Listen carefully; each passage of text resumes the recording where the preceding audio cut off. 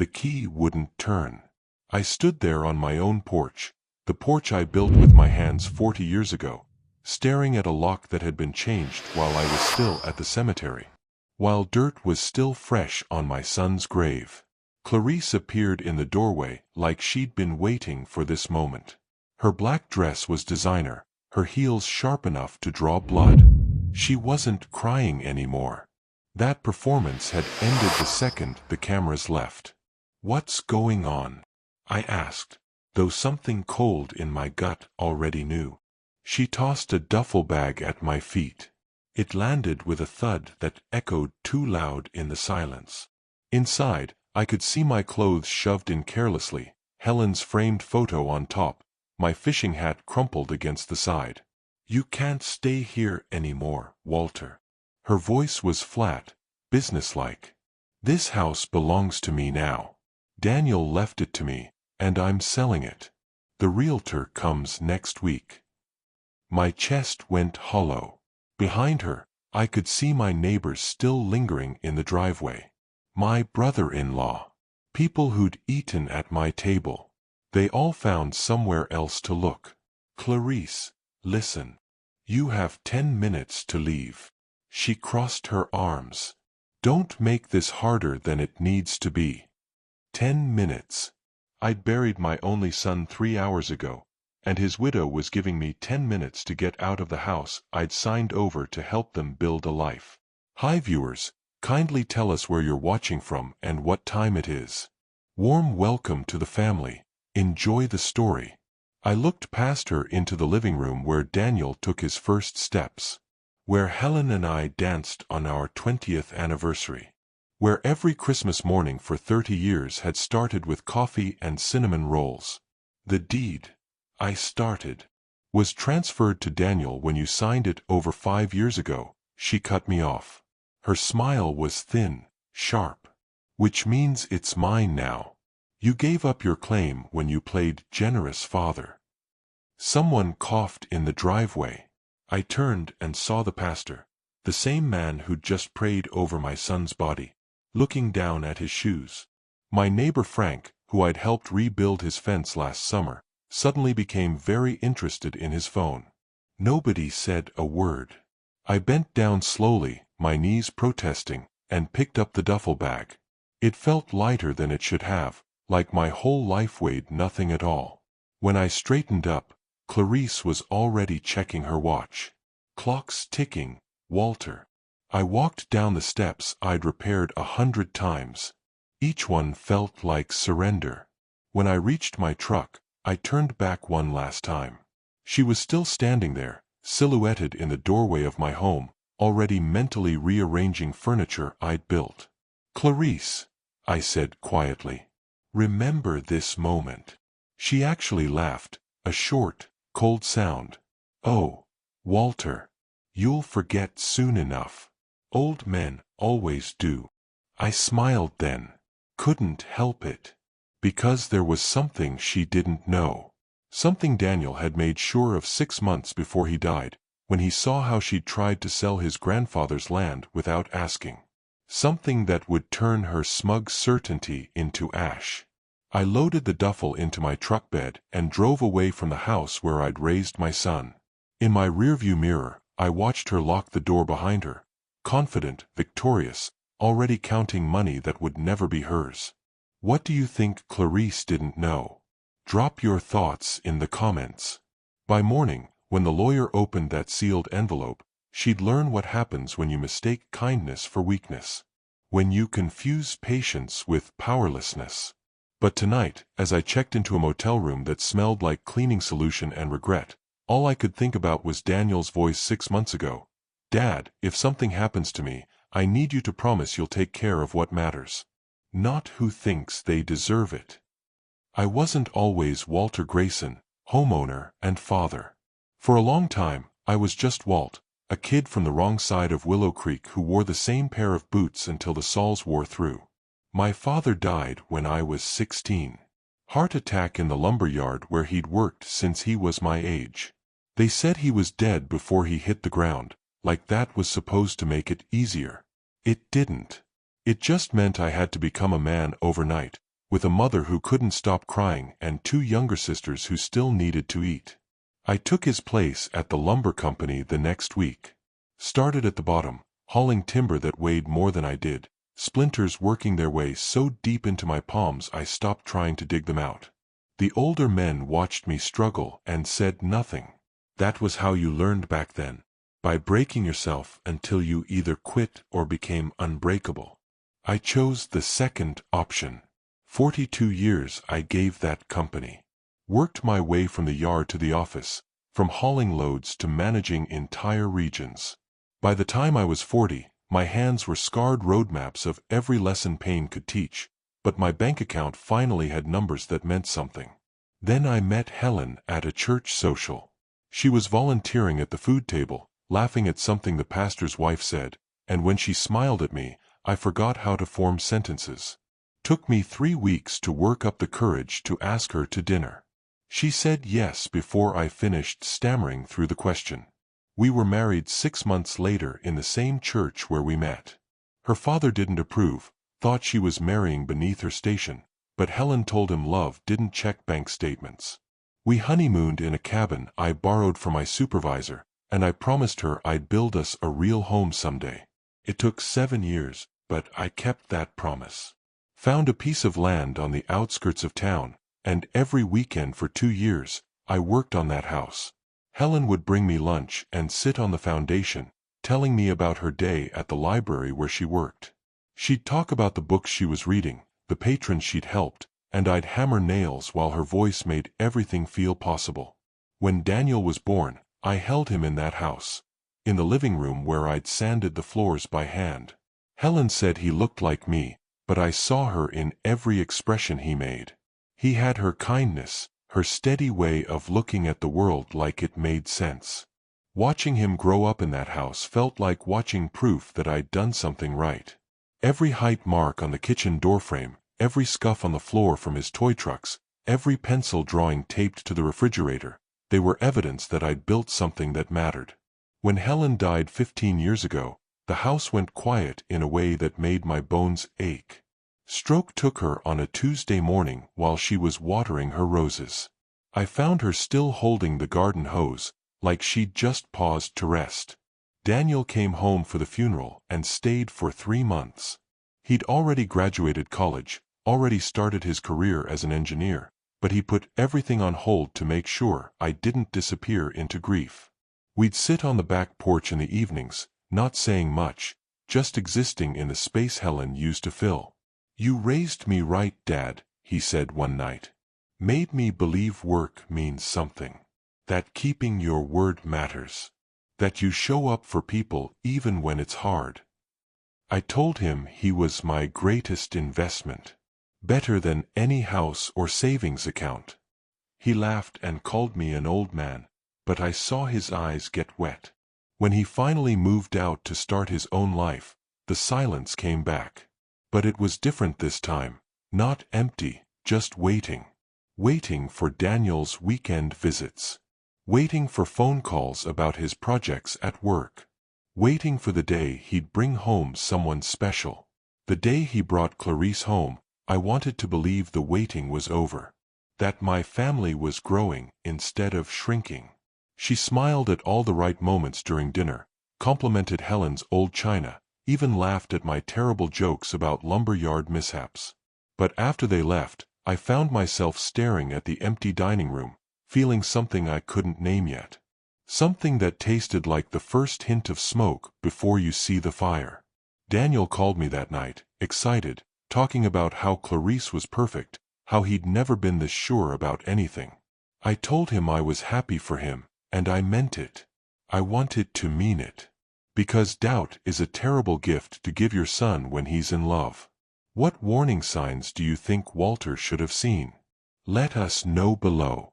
But love has a way of making you ignore the small cracks in the foundation, right up until the whole structure comes down. The engagement party was held at some upscale restaurant downtown that had cloth napkins and waiters who refilled your water before you knew it was empty. Clarice had insisted on it. Daniel wanted something simple, maybe the backyard, but she'd smiled that smile of hers and said, "We only get engaged once, baby." Let's make it special. I wore my best suit, the one I'd bought for Daniel's college graduation, and tried not to feel out of place among Clarice's friends with their designer watches and conversation about vacation homes.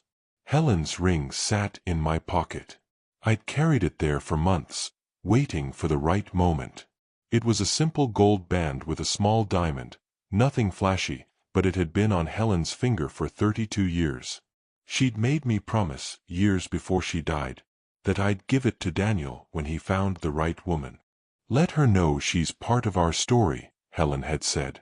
I pulled Daniel aside before dinner and showed him the ring. His eyes went soft in that way that reminded me so much of his mother. Dad, are you sure? Your mom wanted this.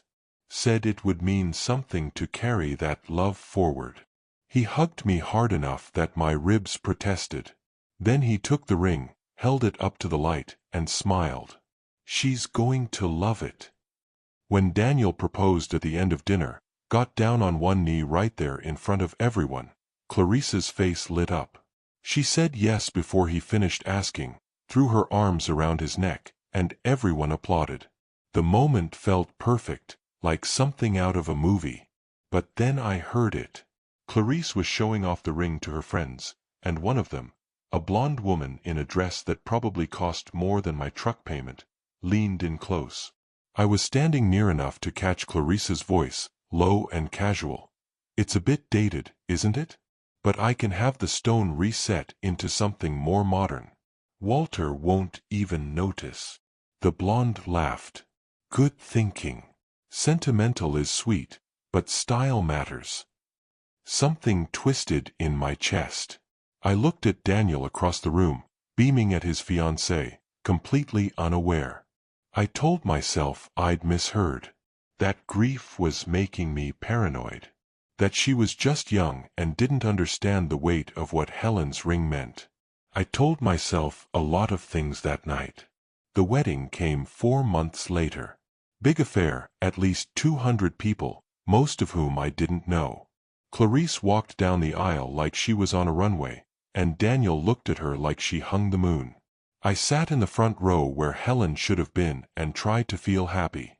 During the reception, Clarice made her rounds, working the room like a politician. She stopped by my table, kissed my cheek for the cameras, and whispered, "Thank you for the ring, Walter.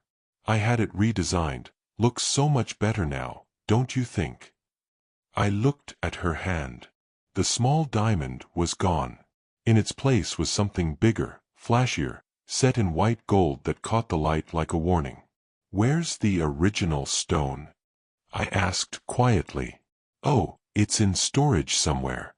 Too small for an engagement ring, you know? But don't worry, the new one's an upgrade." She patted my shoulder and moved on to the next table. I sat there feeling like I'd been robbed, but I couldn't explain why. It was just a ring, right? Just a stone. But Helen's hands had worn that band smooth. Her love had given it meaning. And now it was in storage, replaced by something that mattered more to Clarice than the story it carried. Daniel never mentioned it. I don't think he even knew. The first year of their marriage, everything seemed fine on the surface. They moved into an apartment downtown, and I'd visit every few weeks. Clarice would greet me politely, offer coffee, make small talk about work and weather. But slowly, things started shifting. First, she stopped cooking when I came over. Then she started having appointments during my visits. Hair, nails, shopping trips that couldn't be rescheduled. Daniel would apologize, say she was just busy, stressed with her job in marketing. I noticed other things too. How she'd steer Daniel toward expensive restaurants I couldn't afford. How she'd mention houses in neighborhoods where property taxes cost more than some people's rent. How she'd talk about investments and opportunities with this hunger in her voice that made my stomach turn. One evening, I came by unannounced, something I used to do all the time, and heard them arguing in the bedroom.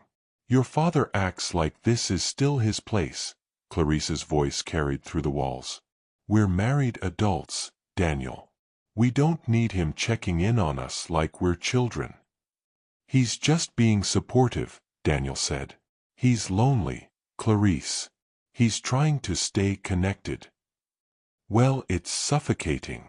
Every weekend it's Walter this, Walter that. When do we get to just be us?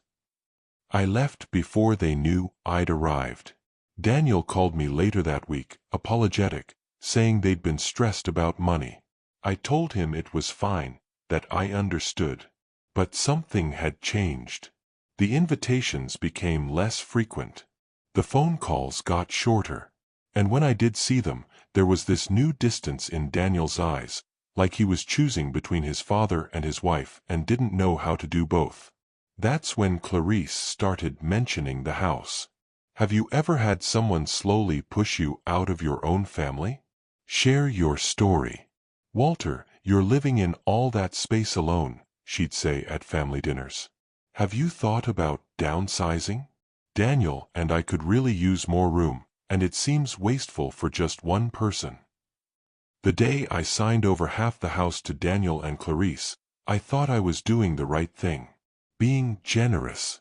Helping my son start his life with something solid beneath his feet. Daniel had just turned 32. He'd been promoted to senior engineer at his firm, and Clarice's marketing career was taking off. They'd been talking about buying a bigger place, maybe starting a family soon, and every time they looked at houses, the prices made Daniel's face go pale. Everything decent is either too far out or too expensive, he told me over coffee one Saturday. We're getting priced out of our own town. That's when the idea came to me.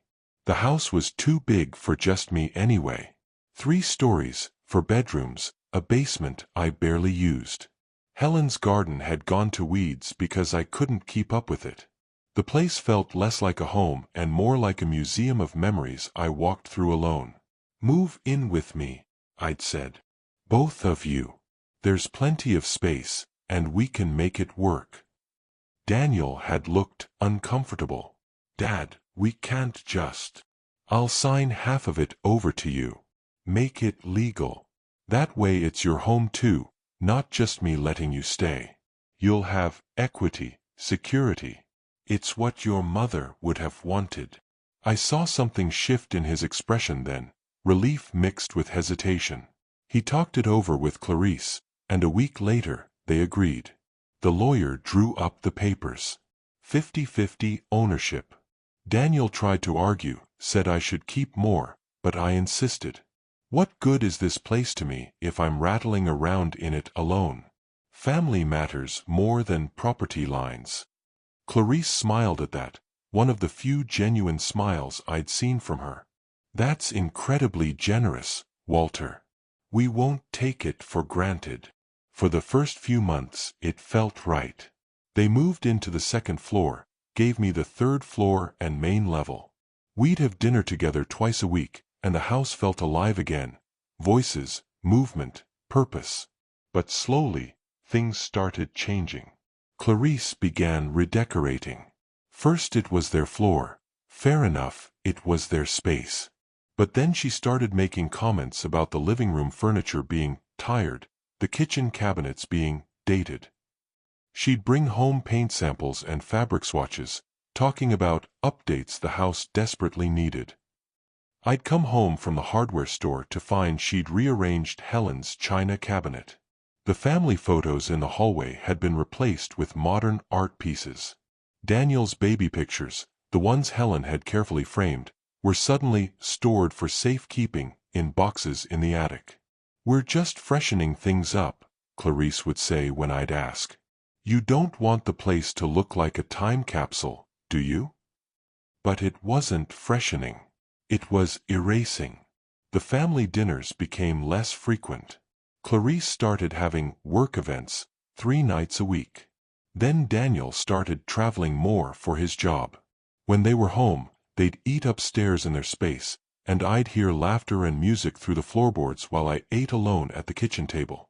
I tried not to feel like a guest in my own home, but that's exactly what I was becoming. One evening, I was in the garage working on fixing an old chair when I heard them arguing upstairs. The window was open, and their voices carried down. He's always here, Daniel. Always watching, always hovering. I feel like I can't breathe in my own house. It's his house too, Clarice. We agreed to this arrangement. An arrangement that's strangling us. We're 30-something years old living with your father. Do you know how that sounds to my friends? Who cares what your friends think? I do, and you should too. We look like we can't make it on our own. Like we need Daddy to take care of us. There was a long silence. Then Daniel's voice, quieter. What do you want me to do? Talk to him. Set boundaries. Or better yet, offer to buy him out. We could own this place outright, and he could get something smaller, more manageable. With what money, Clarice? We're barely saving as it is. Then we'll figure it out. But something has to change. I stopped working on the chair. Sat there in the garage surrounded by tools that had built this house, feeling like I'd invited strangers into my life and called it family. Daniel came to me a week later, looking uncomfortable. We were on the back porch, the same spot where he'd grieved his mother with me years ago.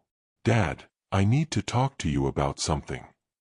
My stomach dropped, but I kept my voice steady. Go ahead. Clarice and I have been thinking, maybe we need more space. Our own space. Not that we're ungrateful, but... You want me to leave, I said flatly. No. No, that's not. He ran his hand through his hair, frustrated. We're just trying to figure out how to make this work better. For everyone. Your wife wants me gone, Daniel. Let's not pretend otherwise. His face went tight. Don't put words in her mouth. I heard you arguing last week. About me being in the way. He looked away, jaw working. She's under a lot of stress with work. She didn't mean. Yes, she did. And you're letting her push you into corners you don't belong in. That's when his expression changed, hardened in a way I'd never seen before. Maybe you're the one who doesn't understand boundaries, Dad. Maybe Clarice is right. Maybe you do hover. Maybe we need space to be our own family. The words hit like a physical blow. I'd raised this boy, taught him about integrity and loyalty and standing by people who stood by you. And now he was choosing a woman who saw him as a means to an end over the father who'd given him everything. I stood up slowly. You're right, son. You need your space. I'll stay out of your way. I walked inside before he could respond, went up to my floor, and closed the door. Would you have handled this differently? Drop your thoughts below. From that day forward, we became strangers living under the same roof. I kept to my space. They kept to theirs. The house that had once been filled with 3 generations of love became a silent monument to everything a marriage can destroy. The call came on a Tuesday in March, during one of those late winter rains that feels personal, like the sky's trying to wash something away but can't quite manage it. I was in the garage organizing tools I'd already organized twice that week, anything to keep my hands busy and my mind quiet.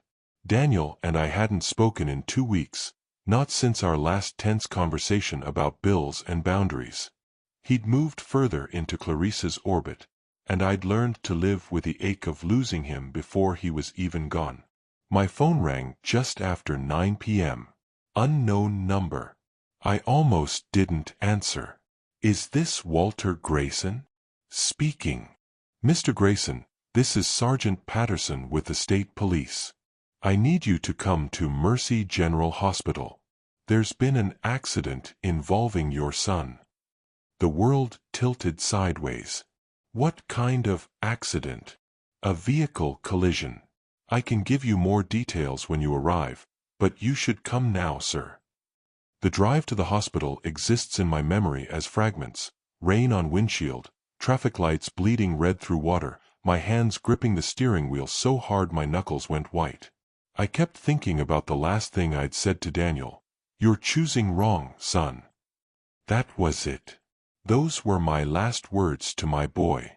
The hospital parking lot was full. I had to circle 3 times before finding a spot, and the whole time I was bargaining with God like I had any right to make deals. Let him be okay, and I'll apologize for being stubborn. Let him live, and I'll never complain about Clarice again. Just let my son be alive. The emergency room smelled like antiseptic and fear. A nurse at the desk looked up when I rushed in, rain dripping from my coat.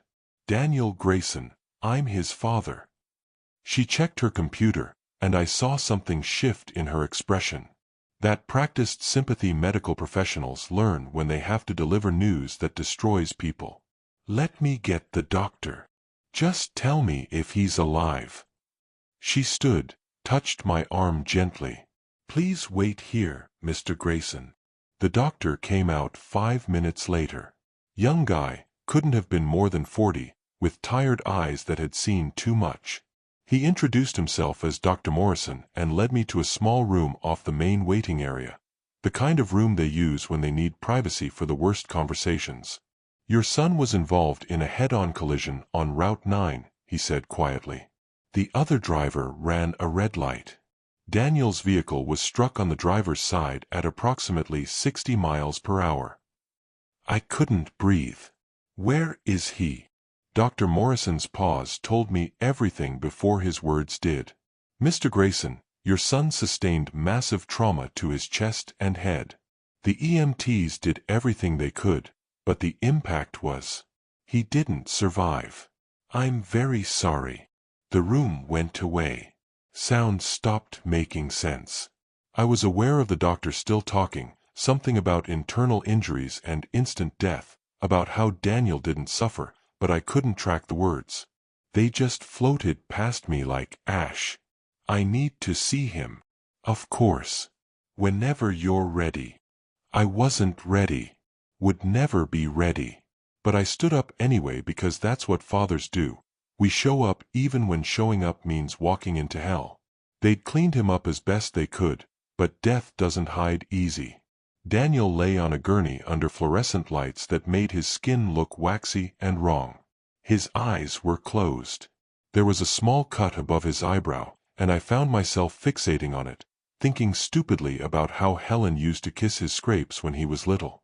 I touched his hand. Still warm, but already starting to cool. That's what broke me, realizing his warmth was leaving, that in a few hours he'd be cold, and I'd never be able to fix that. I don't know how long I stood there. Could have been minutes or hours. At some point a nurse came in and told me Clarice had been contacted, that she was on her way. "Did they tell her?" I asked. "Yes, sir. On the phone." When Clarice arrived 30 minutes later, she came in crying, loud, theatrical sobs that echoed down the hallway. She pushed past me like I wasn't there, threw herself across Daniel's body, and wailed his name over and over. I stepped back and let her grieve. But something about it felt off, not the crying itself, but the performance of it. Like she was auditioning for the role of devastated widow rather than actually feeling it. She looked up at me finally, mascara running, and for just a second, just a flash, I saw something else in her eyes. Not grief. Calculation. "What happens now?" she asked, voice breaking on the words. Not, "How could this happen?" or, "He can't be gone." Just, "What happens now?" That's when I knew. Whatever came next, Clarice had already started planning for it. How would you respond to losing your only child? Tell us in the comments. I drove home alone at 3 a.m., rain still falling, and sat in my truck in the driveway looking at the house where Daniel grew up. Every light was off except the porch lamp, the one he'd installed himself when he was 16 because he wanted to help with the house. Inside, nothing would ever be the same. But I didn't know yet just how much worse it was about to get. The funeral was scheduled for Saturday, 4 days after Daniel died. 4 days that felt like 4 years, time stretching and compressing in ways that made no sense. I moved through those days like I was underwater, making arrangements, calling relatives, picking out a casket for my son while my brain kept insisting this couldn't be real. Clarice handled everything with terrifying efficiency. She hired a funeral coordinator, selected the most expensive flowers, arranged for catering at the reception. When I suggested we keep it simple, Daniel would have wanted simple. She looked at me like I'd spit on his grave. "Daniel deserves the best," she said firmly. "Everyone needs to see how much he meant to us. Not to me. To us. Like his death was a group project." The morning of the funeral, the sky opened up in that cruel way rain does when you're already drowning. I put on my suit, the same one I'd worn to his wedding, and stared at myself in the mirror, barely recognizing the hollow-eyed man staring back. The church was packed. Daniel had touched more lives than I'd realized. Co-workers, college friends, neighbors, people from the community center where he'd volunteered. They filled every pew, standing room only, and I felt oddly proud even through the crushing weight of grief. Clarice arrived 20 minutes late, which should have been my first warning. She swept in wearing a black designer dress that probably cost more than the casket, sunglasses covering her eyes even though we were indoors. A photographer followed her, some friend of hers documenting the day, and she posed briefly at the entrance like she was walking a red carpet. I watched from the front pew as she made her way down the aisle, stopping to hug people, accepting condolences with practiced grace. When she finally reached the casket, she collapsed against it dramatically, sobbing loud enough for everyone to hear. But I was close enough to see her face. The tears were real, I'll give her that. But her eyes were dry and calculating, already moving past this moment to whatever came next. The service was beautiful in that terrible way funerals are. Pastor Williams spoke about Daniel's kindness, his work ethic, his love for family. People stood up and shared stories, funny ones that made everyone laugh through tears, touching ones that made grown men reach for tissues. When it was my turn to speak, I walked to the podium with lead in my legs.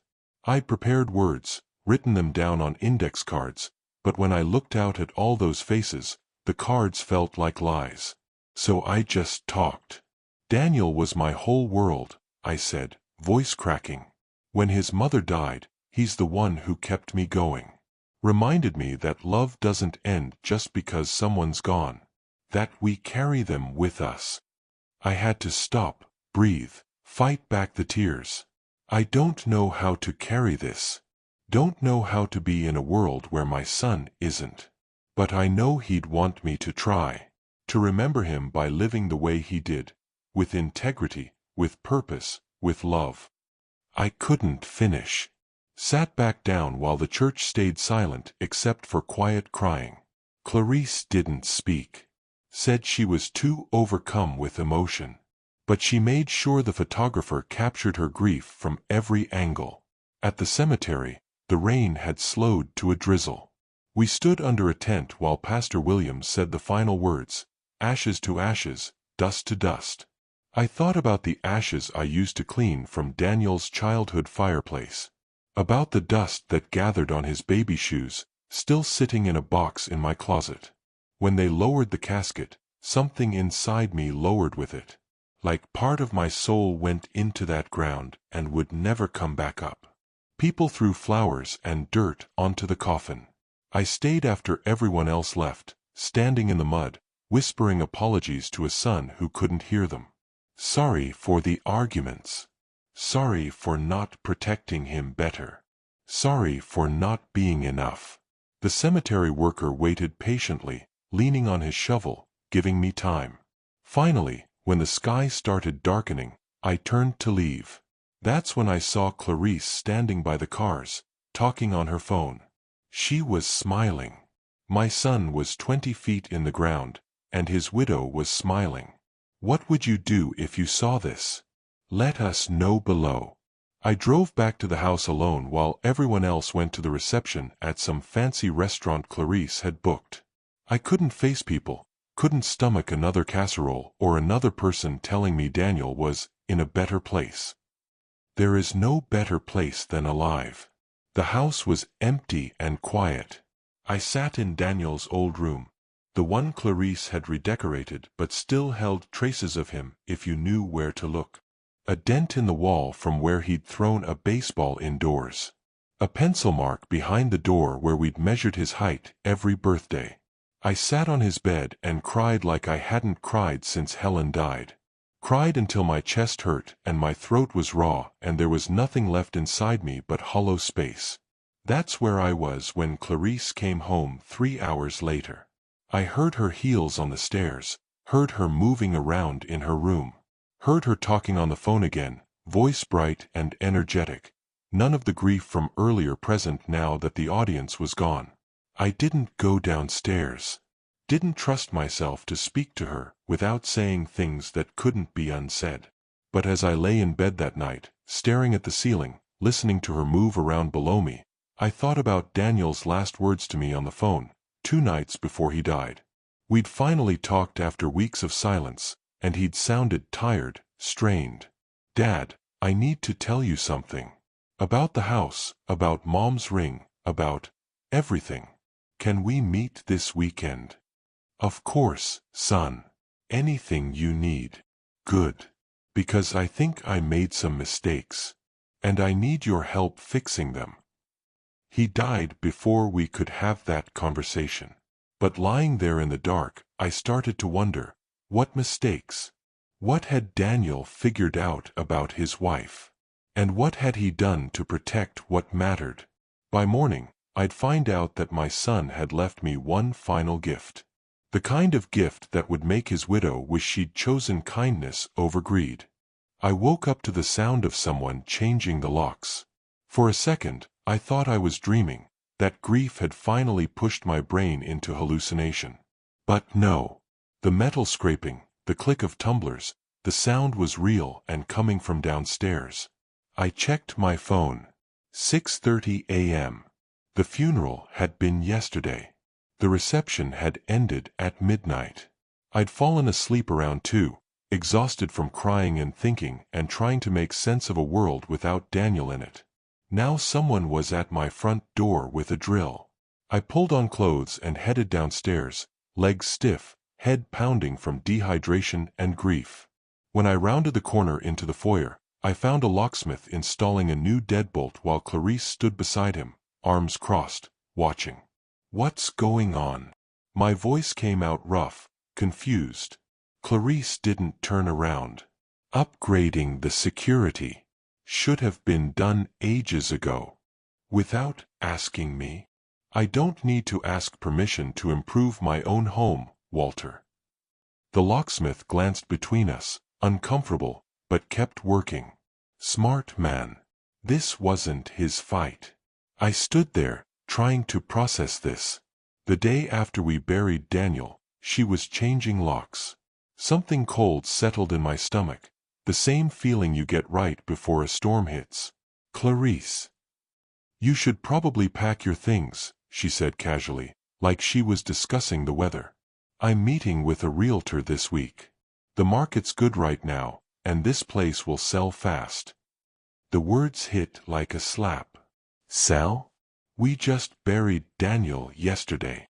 Which is exactly why I need to move forward. Being in this house, with all these memories. She waved her hand vaguely. "It's too much. I need a fresh start. This is Daniel's home. Our home. Was Daniel's home. Now it's mine. And I'm selling it." The locksmith finished installing the new deadbolt, tested it twice, then handed Clarice 2 keys. She paid him cash, thanked him, and walked him to the door. I stood frozen in the hallway, trying to understand how we'd gotten here. When she came back, her expression had shifted, harder, colder. The mask of grief she'd worn at the funeral was completely gone, replaced by something sharp and businesslike. "You should know, I've already had the deed transferred entirely to my name. Spoke to a lawyer. Since Daniel and I owned it jointly, and he's gone, it defaults to me." My heart started pounding. "That's not how it works. I own half this house. You signed it over 5 years ago, Walter. It became marital property. Which means it's mine now." She smiled, and it was the cruelest thing I'd seen since Daniel's body on that hospital gurney. You gave up your claim when you played generous father. I thought about the papers I'd signed, the lawyer who'd drawn them up, the way Daniel had tried to argue but I'd insisted. 50-50 ownership between Daniel and Clarice, because I'd wanted them to have security. But I'd been grieving Helen then, not thinking clearly about legal protections. Not imagining a world where my son would die first. I'll fight this, I said quietly. With what? You're 73 years old on a fixed income. I'll bury you in legal fees before you get anywhere. She checked her watch. Now, I have things to do. The realtor's coming at 2 to do a walkthrough, and I'd prefer if you weren't here making things awkward. This is my home. Was. Past tense. Walter. Time to move on. I looked around the foyer, at the walls I'd painted, the floors I'd sanded, the staircase I'd rebuilt after Daniel was born. Every inch of this house held sweat and memory and love. And she was taking it like it meant nothing. Has someone ever betrayed you right when you needed them most? Share your story. I went upstairs and started packing. Not because she'd won, but because I needed time to think. Needed space to figure out what Daniel had meant about mistakes and fixing them. By noon, I had 2 suitcases filled with clothes and photos. I loaded them into my truck while Clarice watched from the porch, arms crossed, making sure I actually left. As I closed the truck bed, I heard cars pulling into the driveway. People from yesterday's funeral, neighbors, family members who'd come back to help with cleanup. They saw the suitcases, saw Clarice standing there like a sentry, saw me loading up my truck. Nobody said anything. They looked at their shoes, pretended they didn't see. My brother-in-law Carl, Helen's younger brother, caught my eye. I saw the question there, the concern.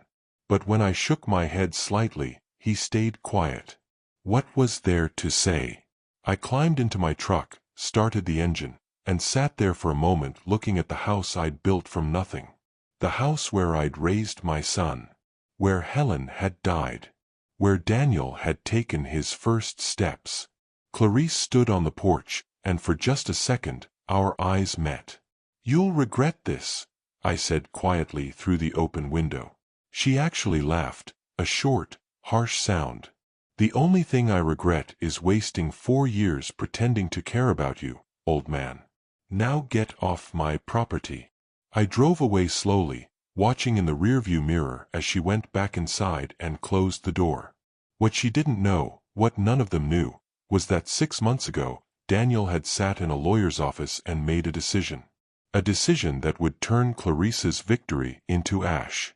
A decision I was about to discover when I checked my voicemail and found a message from Daniel's attorney, Mr. Hensley. Mr. Grayson, we need to meet immediately. Daniel left specific instructions to be opened in the event of his death. This changes everything. I pulled over on the side of the road and played the message 3 times. Then I smiled for the first time in 4 days. Because my son hadn't forgotten who raised him. Hadn't forgotten the lessons about protecting what matters. Hadn't forgotten that blood runs deeper than marriage licenses. Tomorrow morning, Clarice would walk into that lawyer's office expecting to inherit everything. Instead, she'd learn what it feels like to be locked out of your own life. The lawyer's office smelled like old wood and expensive coffee. Mr. Hensley had practiced law in Willow Creek for 35 years, handling everything from wills to property disputes, and he had the kind of face that never gave anything away until he was ready. I arrived 15 minutes early and sat in the waiting room, hands folded, heart surprisingly steady. Whatever was about to happen, Daniel had set it in motion. I was just here to witness. Clarice showed up 10 minutes late, wearing a crisp white blouse and tailored pants, her hair pulled back like she was attending a business meeting. Her mother accompanied her, a sharp-faced woman named Diane who'd always looked at me like I was something she'd stepped in. "Walter," Clarice said, surprised. "What are you doing here?" "I was invited." Her eyes narrowed, but before she could respond, Mr. Hensley's assistant called us back. We filed into his office, and he gestured to the chairs arranged in front of his desk. I took the one on the left. Clarice and her mother took the other two. Mr. Hensley settled behind his desk with a thick folder, adjusted his glasses, and looked at each of us in turn. "Thank you for coming. I know this is a difficult time, but Daniel's will require immediate attention." He opened the folder, and I saw pages of legal documents, all bearing Daniel's signature. Daniel came to me 6 months ago requesting significant changes to his estate planning. Given recent events in his marriage, he wanted to ensure proper protections were in place. Clarice leaned forward. "What kind of changes?" "I'll read the relevant portions." Mr. Hensley cleared his throat and began. "I, Daniel Alexander Grayson, being of sound mind and body, do hereby revoke all previous wills and codicils. I direct that my estate be distributed as follows." The room went completely silent except for his voice. "First, regarding the property known as 1247 Meadowbrook Drive, the Grayson family residence. This property, while jointly held in marriage, was acquired through transfer from my father, Walter Grayson. Upon review of the original deed and subsequent transfers, and in consultation with legal counsel, I have executed a trust transfer placing full ownership of said property into the Walter Grayson Family Trust, with my father named as sole trustee and beneficiary." Clarice's face went white. "That's not possible. We owned that house together." Mr. Hensley continued without acknowledging her. "This transfer was completed and notarized on September 14th of last year, following the discovery that my wife attempted to sell a portion of family property without authorization or consent." "I never," Clarice started, but her mother put a hand on her arm. "Let him finish," Diane said quietly, though her expression had gone cold. "Second, regarding financial assets. All bank accounts, retirement funds, and investment portfolios are to be transferred to the family trust, with the exception of a monthly stipend of $1,500 to be provided to Clarice Grayson for a period of 1 year following my death, after which all financial obligations cease." $1,500.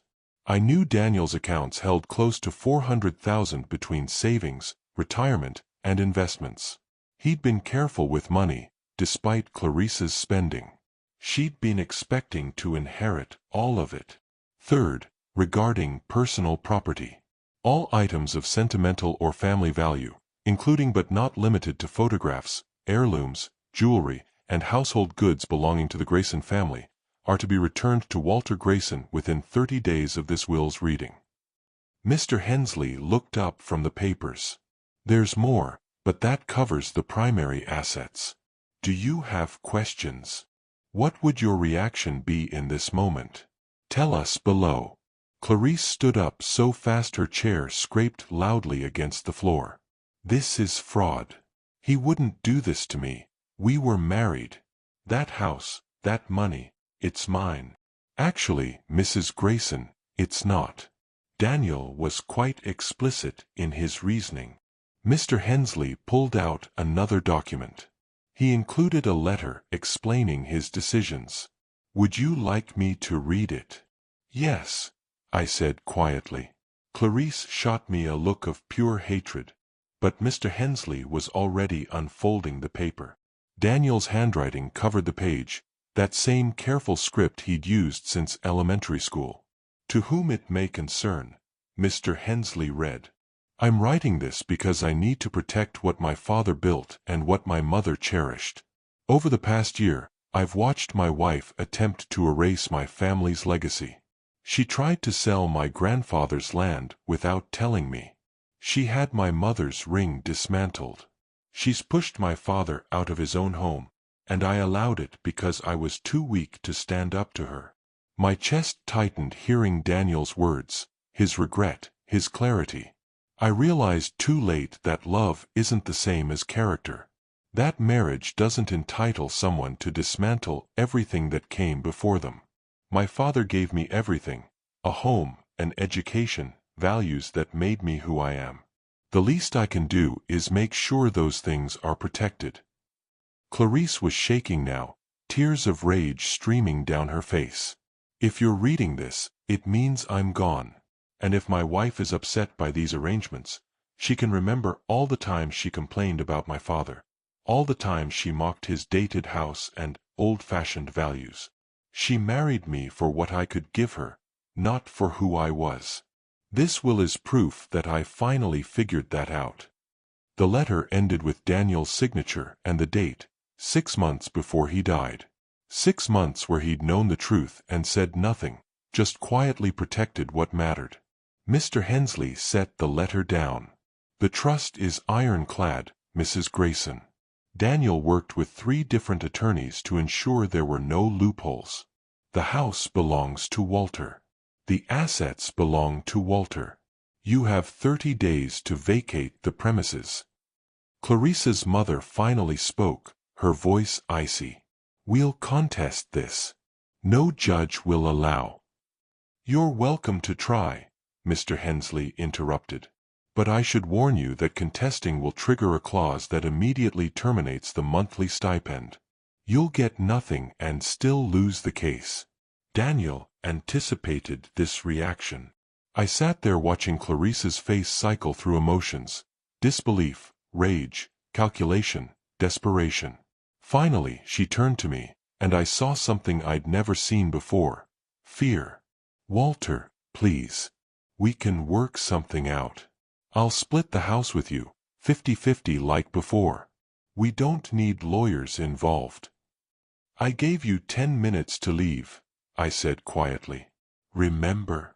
At Daniel's funeral, you gave me 10 minutes to pack my life into a duffel bag and get out." I was grieving. I wasn't thinking clearly. "No, Clarice. You were finally thinking clearly. Finally showing who you really are." I stood up, looked her in the eyes. "You have 24 hours to vacate my house. After that, I'm changing the locks." Her face twisted with fury. "You manipulated him. Turned him against me. I didn't have to. You did that yourself." She lunged toward me, and for a second I thought she might actually attack, but her mother grabbed her arm, pulled her back. Diane's expression was defeated. She knew they'd lost. Mr. Hensley stood. "I'll need you to sign some documents, Mr. Grayson. Mrs. Grayson, my assistant will provide you with copies of everything. I suggest you consult with your own attorney, though I assure you the outcome won't change." Clarice and her mother left without another word, heels clicking angrily down the hallway. I heard raised voices in the parking lot, a car door slam, then silence. I sat back down, suddenly exhausted. Mr. Hensley poured me a glass of water from the pitcher on his desk. "Your son was a good man," he said quietly. "He came in here heartbroken, but determined to do right by you. Said you taught him that family means protecting each other, not just when it's easy." I couldn't speak. Just nodded and sipped the water while tears I hadn't known I was holding finally broke free. Daniel had seen the truth. Had chosen right in the end. Had made sure that even in death, he'd stand between his father and someone who wanted to destroy him. That evening, I drove back to the house, my house, and sat in the driveway for a long time. Tomorrow, Clarice would be gone. Tomorrow, I'd walk through rooms that finally belonged to me again. But tonight, I just sat there thinking about my son and how love works in mysterious ways, sometimes protecting us long after the person who loved us is gone. The house was empty when I walked through it the next afternoon. Clarice had left sometime in the night. I got a text from Mr. Hensley confirming she'd picked up her personal belongings and vacated the premises. No goodbye, no final confrontation. Just gone, like she'd never been more than a ghost haunting someone else's life. I stood in the foyer, keys in hand, and listened to the silence. It was different now, not the heavy quiet of grief, but something lighter. Expectant. Like the house was breathing again after holding its breath for too long. The living room looked strange. Clarice had taken the modern furniture she'd bought, leaving behind the old pieces I'd built or inherited from Helen. The coffee table I'd made from salvaged barnwood sat alone in front of the couch. Helen's reading chair, the one Clarice had banished to the basement, was back in its spot by the window. In the kitchen, the counters were bare except for a single coffee mug, Daniel's favorite, the one that said, "World's okayest engineer." Clarice must have missed it, or maybe couldn't bring herself to take something that so clearly belonged to him. I picked it up, ran my thumb over the faded letters, and felt something crack open in my chest. Not grief this time. Something else. Release, maybe. Or permission to finally feel everything I'd been holding back. The second floor, Daniel and Clarice's floor, was completely stripped. She'd taken everything, furniture, decorations, even the curtains. But she'd left something behind, either by accident or as a final insult. Helen's ring. The original one, before Clarice had it dismantled. I found it in a jewelry box shoved in the back of the closet, wrapped in tissue paper. The small diamond caught the afternoon light coming through the bare windows, and I remembered the day I'd given it to Daniel, remembered his face, remembered believing his marriage would last.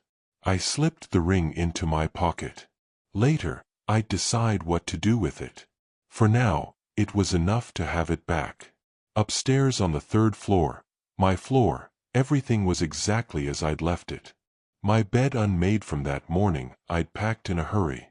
Helen's photo on the nightstand.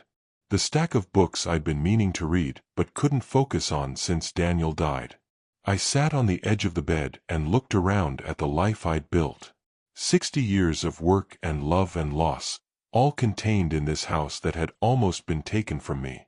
But Daniel had made sure that wouldn't happen. Even at the end, even when his marriage was falling apart, he'd chosen family. Chosen right. What would you do with a second chance at home? Drop your thoughts below. Over the next few weeks, I started putting the house back together. Not the way it was, that was impossible, but in a way that honored what had been while making space for whatever came next. I brought Helen's things back out of storage.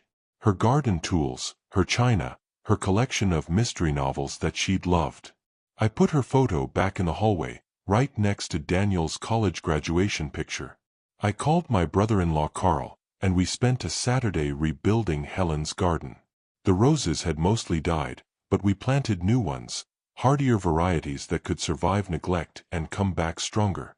I donated most of Daniel's clothes to the shelter where he'd volunteered. Kept a few things, his favorite jacket, his engineering textbooks, that okayest engineer mug. Enough to remember him by without turning his room into a shrine. And I made a decision about the money. Daniel's estate, minus Clarice's stipend, totaled just over $380,000. It sat in the family trust, waiting for me to decide what to do with it. I could have kept it, used it to make my retirement comfortable. God knows I'd earned it. But that didn't feel right. I did some research and found a nonprofit called Second Chance Fathers, an organization that helped single dads who'd lost their partners. They provided counseling, financial assistance, childcare support, all the things that could mean the difference between a father surviving and falling apart. Daniel had volunteered there during college. I'd forgotten about it until I was going through his old papers and found a certificate thanking him for 200 hours of service. I met with their director, a woman named Patricia who'd lost her husband when her kids were young and built this organization from nothing. She listened to my story, Daniel, Clarice, the house, the will, and when I told her I wanted to donate the estate, she cried. "This will change lives," she said. "We can expand our programs, help twice as many families, maybe even open a second location." That's what Daniel would have wanted, I told her. He believed in helping people rebuild after loss. This feels like the right way to honor that. We set up the Walter and Daniel Grayson Memorial Fund. It would provide annual scholarships and emergency assistance to single fathers, helping them stay afloat during those first impossible years. Patricia asked if I wanted to be involved, maybe volunteer, meet some of the families the fund would help. I said yes. Because sitting alone in that house, dwelling on everything I'd lost, wasn't living. It was just waiting to die. So I started showing up twice a week, helping with administrative work, talking to dads who were drowning in grief and responsibility. I shared my story, the parts that mattered, anyway. How loss changes you. How family isn't always blood. How you keep going even when going feels impossible. And slowly, in those conversations with strangers who understood my pain, I started healing. One afternoon about 3 months after Daniel died, I was at the Second Chance office when Patricia pulled me aside. "There's someone here who wants to meet you," she said. She led me to the conference room where a young guy, couldn't have been more than 30, sat holding a toddler. The kid was maybe 2, wiping graham cracker crumbs on his dad's shirt while babbling about trucks. "Mr. Grayson, this is Marcus," Patricia said. "He's one of the first recipients of your scholarship fund." Marcus stood up awkwardly, shifting his son to his other hip, and extended his hand. "Sir, I just wanted to say thank you. My wife died in childbirth, and I've been barely keeping it together. Lost my job because I couldn't afford daycare and had to stay home with Jaden. Your fund, it paid for childcare so I could go back to work. Covered our rent for 3 months while I got back on my feet." His voice cracked on the last words, and his son patted his face like he was trying to help. I shook his hand, feeling that crack in my chest open wider. "You're doing good work, Marcus. Being there for your boy, that's what matters. My son's gonna know who his mom was. Know what she sacrificed. And he's gonna know that good people still exist, people like you who help strangers." After he left, I sat in that conference room alone for a long time, watching through the window as Marcus buckled Jaden into a car seat, the kids' laughter carrying across the parking lot. That's when I understood what Daniel's gift had really been. Not just the house or the money, but the chance to turn loss into something meaningful. To take the worst thing that ever happened and use it to keep other people from drowning. When I drove home that evening, the house didn't feel empty anymore. It felt like possibility. 6 months after Daniel died, I was sitting on the back porch watching the sunset when I heard a car pull into the driveway. I wasn't expecting anyone, but these days I'd gotten used to surprise visits. People from Second Chance stopping by, neighbors checking in, Carl dropping off groceries he claimed he'd bought too much of. But when I walked around front, I found someone I hadn't expected to see again. Clarice. She looked different. Thinner, her hair cut short, wearing jeans and a simple sweater instead of designer clothes. The confidence she'd carried like armor was gone, replaced by something uncertain and small. "Walter," she said when she saw me. "I wasn't sure you'd be home. What do you want, Clarice?" She flinched at my tone, then took a breath. "I wanted to apologize. I know it doesn't change anything, but I needed to say it. Needed you to know that I've spent the past 6 months thinking about who I was and how I treated you and Daniel." I didn't respond. Just waited. "I was horrible to you," she continued. "Treated you like you were in the way instead of the foundation of everything good in Daniel's life. I was so focused on what I wanted, the house, the status, the security, that I forgot why any of it mattered. Why are you telling me this? Because Daniel deserved better. You deserved better. And I need to start making things right, even if it's too late." She reached into her bag and pulled out a small box. When she opened it, I saw Helen's original ring, the one I'd found in the closet, along with several pieces of jewelry I recognized as belonging to my wife. "I had these in storage," she said quietly. "I should have given them back months ago. They belong with you." I took the box, felt the weight of Helen's memory in my hands. "This doesn't fix anything. I know. But it's a start." She paused, looking at the house behind me. "I heard about the fund. What you did with Daniel's estate. That was beautiful, Walter. Exactly what he would have wanted. Have you ever received an apology that came too late? Share your experience. We stood there in uncomfortable silence for a moment. Finally, Clarice said, I'm leaving town. Fresh start somewhere new. But I wanted to make sure I did this first. Made sure you knew I understand what I did wrong. Knowing and changing are different things, I said. I'm working on the changing part. Therapy, mostly. Trying to figure out why I am the way I am. She smiled sadly. Turns out being raised to value things over people does damage. I thought about all the anger I'd carried, all the nights I'd laid awake wishing terrible things on the woman who'd tried to take everything from me. But standing there looking at her, broken down and trying to rebuild, I found I didn't have the energy for hatred anymore. I hope you find what you're looking for, I said, and meant it. She nodded, eyes getting wet. I hope you find peace, Walter. You and Daniel. You deserved so much better than what I gave you. She turned to leave, then stopped. He loved you, you know. Even at the end, even when we were fighting, he'd talk about you. About the lessons you taught him, the way you lived your life. He said you were the kind of man he hoped to become. Something in my throat closed up.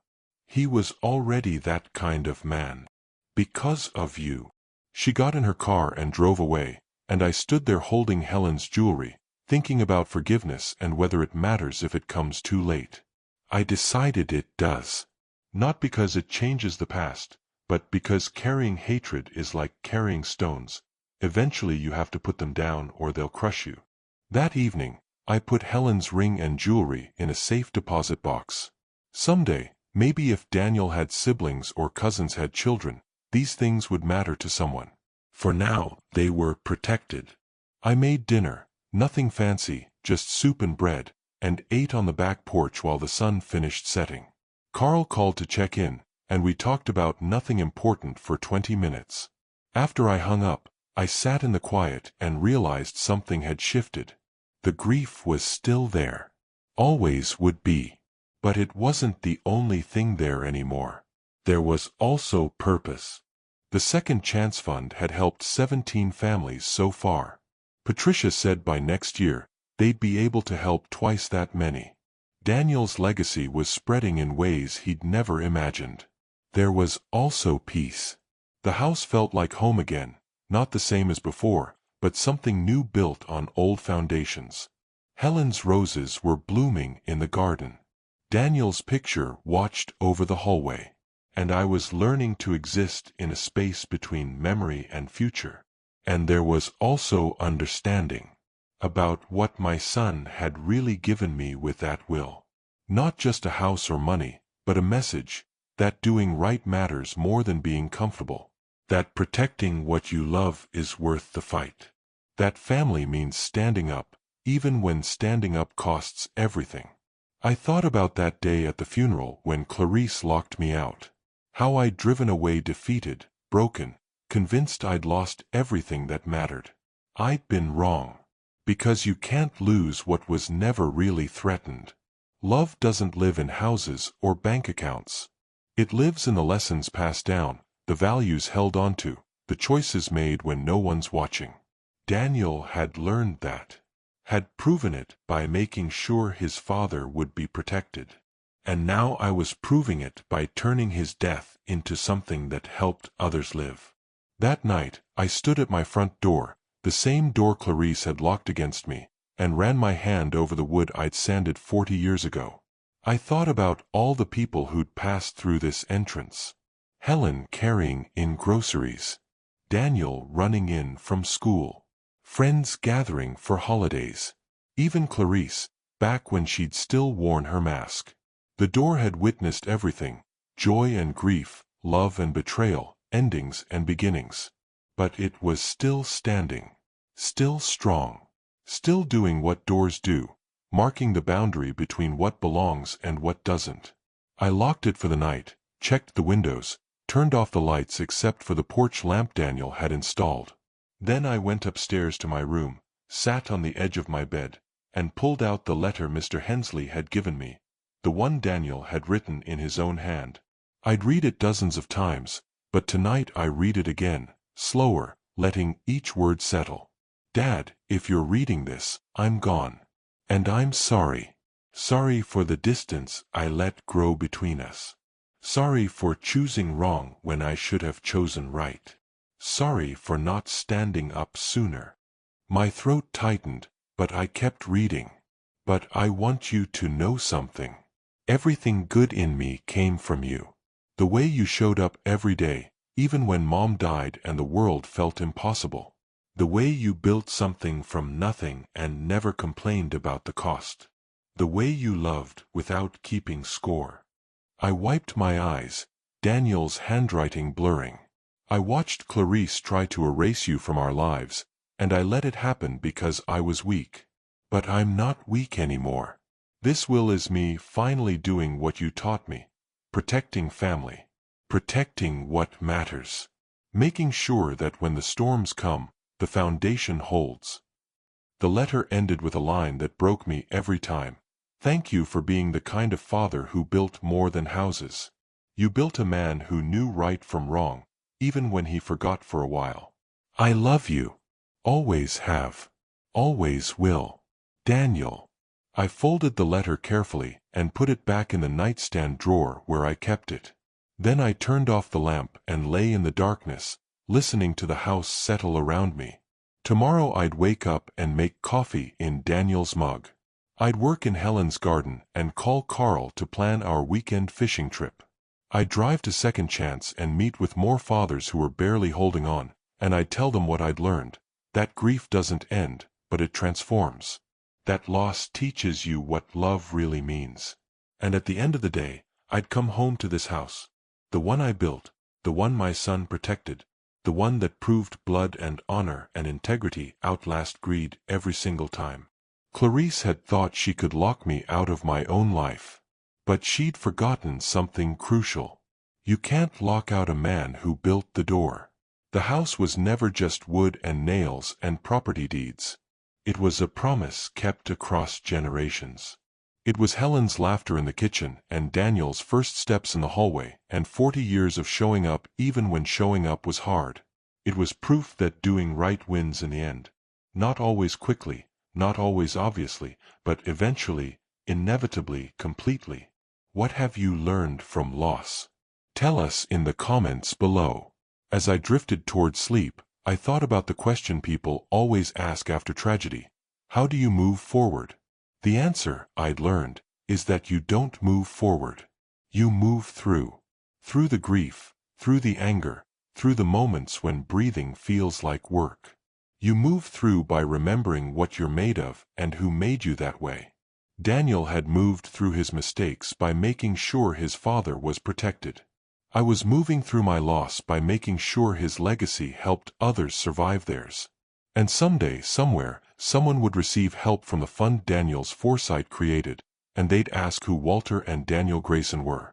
And someone would tell them, they were the kind of men who understood that real wealth isn't measured in property or possessions, but in the lives you touch and the values you pass down and the doors you leave open for people who need shelter from the storm. That's the lesson I'll carry until my last breath. That's the legacy my son left behind. And that's why, when I look at my front door now, the one Clarice tried to lock me out of, I don't see betrayal or loss. I see victory. Not the loud, obvious kind. The quiet kind that lasts. The kind that says, love wins. Family wins. Integrity wins. Always has. Always will. Thank you for joining Walter on this journey of loss, betrayal, and ultimate redemption. If this story moved you, if it reminded you of your own struggles with family, grief, or justice, please subscribe to our channel and turn on notifications. We share stories of real people facing real challenges and finding their way through, just like Walter did. Drop a comment and tell us, what's the most important lesson your parents or family taught you? How has that lesson shaped who you are today? Your stories inspire others who might be struggling right now. Your words might be exactly what someone needs to hear to keep going. And if you know someone who needs to hear Walter's story, someone dealing with family betrayal, someone grieving a loss, someone fighting to protect what matters, share this video with them. Sometimes the right story at the right time changes everything. We'll see you in the next story. Until then, remember, you're stronger than the circumstances trying to break you, and the values you hold will outlast every challenge. Stay strong, stay true, and never forget who built the foundation you're standing on. Retry.